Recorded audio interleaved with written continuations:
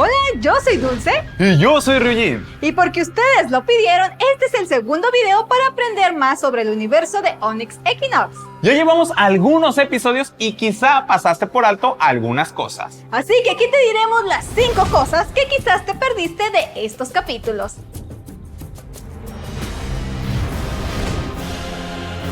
Desde el primer capítulo, una de las cosas fundamentales que vimos fueron los sacrificios. Y como pudieron darse cuenta, no todos los sacrificios tenían el mismo significado y por lo tanto no tenían la misma metodología. Pero para hablar más detalladamente al respecto, vamos con una experta. Y ella es la doctora Qu'il. The notion of sacrifice is really core to all Mesoamerican religious beliefs, whether we're talking about the Aztec, the Maya, the Zapotec, the Olmec before them. All of these groups believed in a sort of reciprocal relationship with the gods. They believed that the gods, in various ways, and it varies from culture to culture, gave them life, and so they owe the gods something back. And so we see a lot of sacrifice related to fertility and sort of urging on the growth of corn, etc. Peoples believed that their blood was the food of the gods. A lot of auto-sacrifice. Humans would sacrifice their own bloods, give blood, and burn it for the gods. This was especially true for Mesoamerican kings and queens who had particularly precious blood. For the Aztecs, for example, who are probably the best known for their acts of human sacrifice, we often see sacrifice related to specific calendrical events. Individuals being sacrificed also vary considerably. In most cases, sacrifice would involve a number of religious practitioners and probably political leaders. A political leader, a king, a ruler, they are going to want to get some credit for the sacrificial event taking place. So they often might be involved in a sacrifice, but probably the most important key players would be the religious practitioners themselves. An example of this would be like the Aztec New Fire ceremony, where we know probably a sort of accomplished warrior might have been the one chosen. In other cases, we see a lot of emphasis on the sacrificial victims being people of high status. So for example, among the Maya, we have a lot of emphasis on captive taking, particularly of other high status individuals. These acts of violence were violent, no doubt, but they weren't barbaric. They weren't without structure and purpose and intention. It's easy to forget that these acts of sacrifice were happening in Mesoamerica at the same time that the Spanish Inquisition is happening in Europe. The people enacting these rituals, these acts of sacrifice, are doing so in their minds for the good of all of mankind. These acts of sacrifice are literally to sustain life, to create a new sun, to perpetuate the human race, and frankly, to perpetuate our world. I wish that people understood that sacrifice wasn't fun or casual brutality. It was really deeply intentional, and it was done with deep purpose on the part of the people that were conducting these sort of ritual acts. Wow, Ryujin, ¿tú sabías todo eso? Todo eso no, y por eso es muy bueno tener a un experto para que nos explique. Pero te tengo un dato curioso de uno de nuestros platillos mexicanos, el pozole. ¿Cuál? Bueno, se ha descubierto que en ocasiones el pozole estaba hecho de carne humana. Espera, ¿qué? Sí, se usaba con las personas que capturaban del otro bando y como parte de un sacrificio lo hacían con su carne y se le daba de comer a los que asistían a esa ceremonia. No siempre se hacía así y no por todas las civilizaciones, pero se sabe que se llegó a hacer. Quizás se va a escuchar un poco feo lo que diga, pero el pozole es muy rico a pesar de saber ese dato. Oh, es delicioso. Y vamos ahora a conocer un poco más sobre el juego de pelota.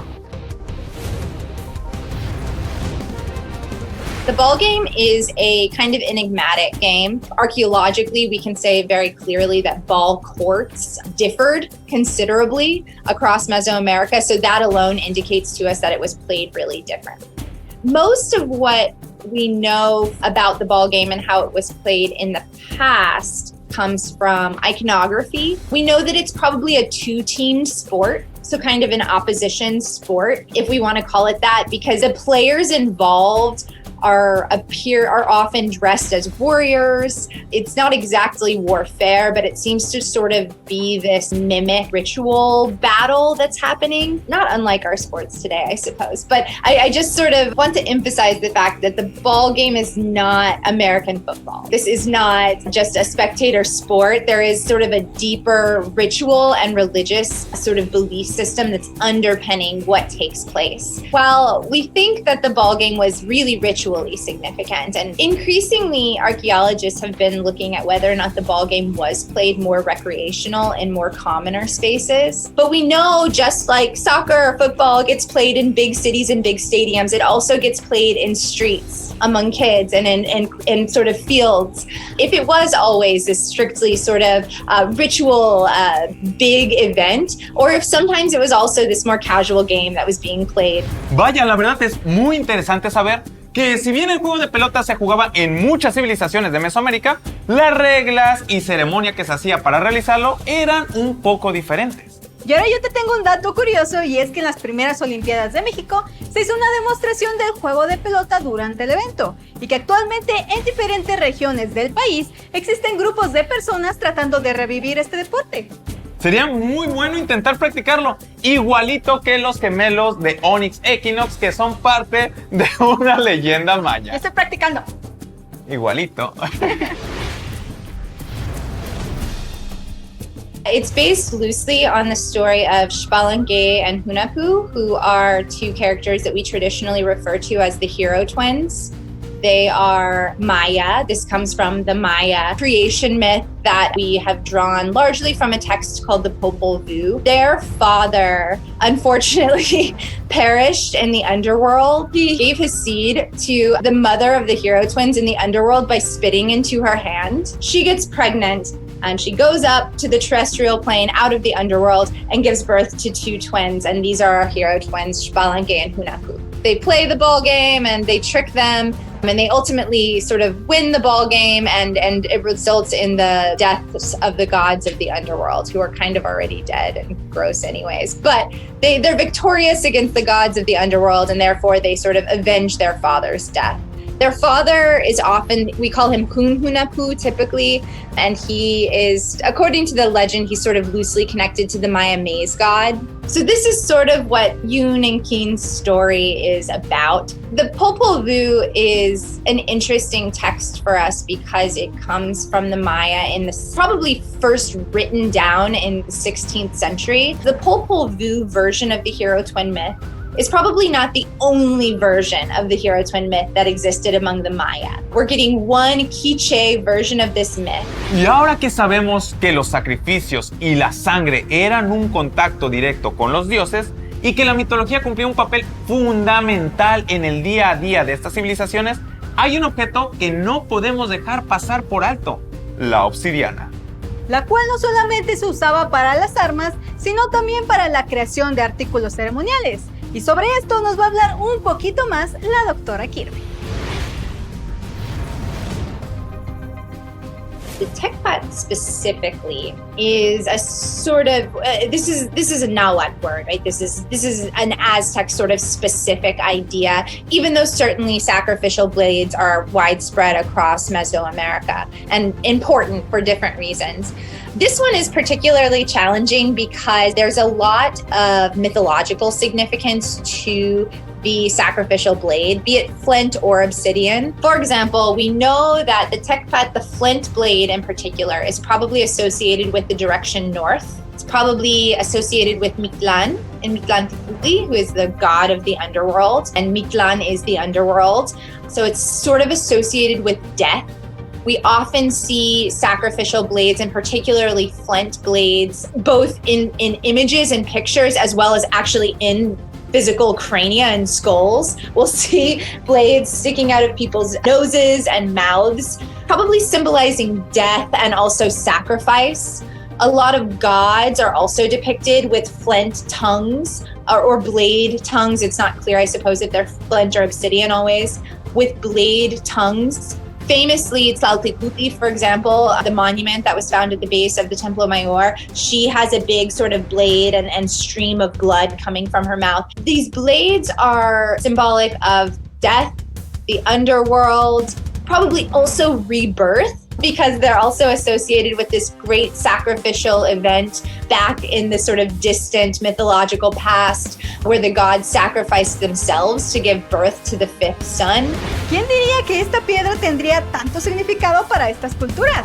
El misticismo para estas civilizaciones era muy importante y todas estas creencias se condensaban en una sola cosa: la vestimenta. Ya que si eras granjero, guerrero o de la realeza, tendrías tu vestimenta típica y para ello la doctora Kirby nos dará más detalles al respecto. This could include what sort of social class you are, what role you play in society. It could also indicate your ethnic status, your ethnic group. We know, especially today, different ethnic groups wear different kinds of clothing. There are different sects of warriors among the Aztecs, and so we might see an eagle warrior dressed up in an elaborate eagle headdress, or jaguar warrior sort of wearing jaguar garb, and this is sort of specific to the warrior sect. Priests and priestesses often impersonate gods. So sometimes we will see them wearing elaborate paraphernalia that somewhat impersonates gods, that sort of mimics gods, especially on specific ritual days. Kings often are in some of the most detailed clothing. We're lucky to have actually quite a few images of kings, some of them from the colonial period. A lot of feather work in their clothing, so a lot of feathers are incorporated into, in particular, Aztec clothing later on. The act of making clothing was also deeply meaningful, so that as people sewed or weaved in their thread into their cloth,